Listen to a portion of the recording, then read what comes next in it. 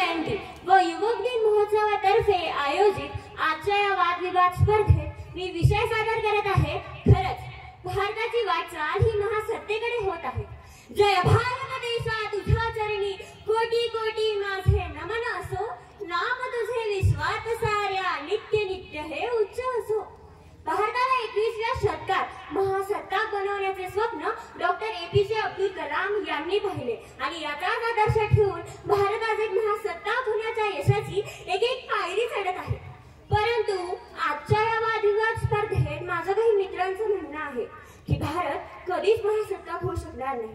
त्यांना मी सांगू इच्छिते भारताने ओसाड जागेतून सोनं पिकवण्याचे काम केलं आहे।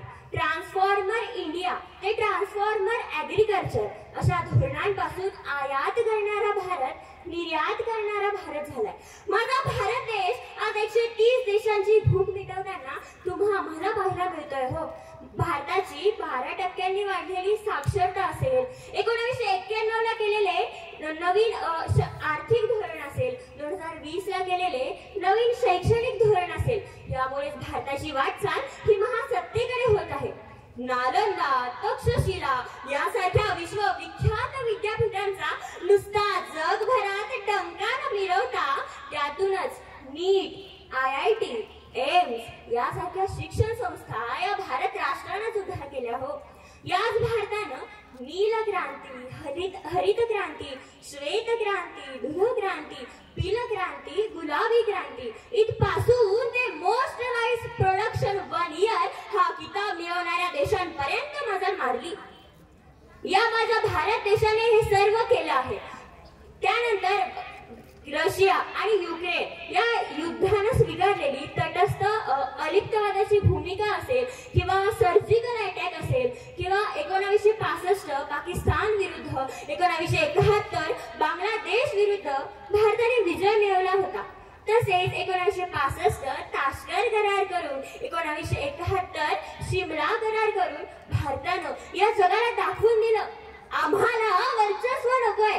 भारताचा वर्चस्ववादाला मुळातच विरोध आहे, तर भारताला शांततेला प्राधान्य द्यायचं आहे आणि भारताच्या अशा गुणांमुळेच भारत संपूर्ण जगासमोर विश्वगुरू म्हणून ओळखला जाऊ लागला। कोरोनाच्या काळात संपूर्ण जगासमोर भारताने IT आणि औषध उद्योगातील अभूतपूर्व कामगिरी करून दाखवली। जगात 4थ्या क्रमांकावर उभा असलेला भारत अवकाश क्षेत्रातही आपली ताकद दाखवत आहे। हो, चंद्राच्या दक्षिण ध्रुवावर उतरणारे आपण जगात पहिले आहोत। जे अमेरिका, रशिया, चीन यासारख्या देशांना जमलं नाही ते आपण शक्य करून दाखवलं आहे। आणि इथवरच न थांबता आपण सूर्यासाठीचे आदित्य L1 हे नवीन मिशन लॉन्च केले आहे आणि या सर्वांमुळे संपूर्ण जग इस्रो सोबत करार करण्यास उत्सुक झालेले आहे। याच भारताबद्दल मोहम्मद अली जी म्हणाले होते की भारतातील ही विविधता हे भारतासमोर नवीन आव्हान ठरणार आहे। अहो, परंतु दुसऱ्याच बाजूला पंडित नेहरू यांनी डिस्कव्हरी ऑफ इंडिया या पुस्तकात लिहिल्याप्रमाणे 540 पेक्षा अधिक संस्थानांना व कित्येक संस्कृतींना स्वतःमध्ये सामावून घेत भारत विविधतेत एकता अशी नवीन ओळख संपूर्ण जगासमोर करून देत आहे। सर्वात मोठी लोकशाही असणाऱ्या भारताने जागतिक स्तरावरही उल्लेखनीय प्रगती केलेली आहे। झपाट्याने वाढणारी अर्थव्यवस्था यामुळेच भारत महासत्ता बनण्यासाठी सज्ज झालेला आहे। देशाकडे संधी आहेत। अहो, या देशाकडे संधी आहेत। जशी तरुण लोकशाही, शिक्षित लोकसंख्या, जशी झपाट्याने वाढणारी अर्थव्यवस्था आणि डिजिटल परिवर्तनाचा स्वीकार, या सर्व संधींचा लाभ घेऊन भारत एक महासत्ता होण्यासाठी सज्ज होत आहे आणि भारताची वाटचाल ही महासत्तेकडे होत आहे।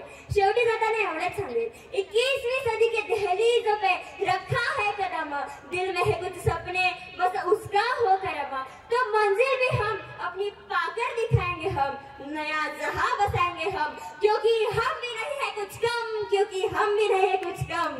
धन्यवाद।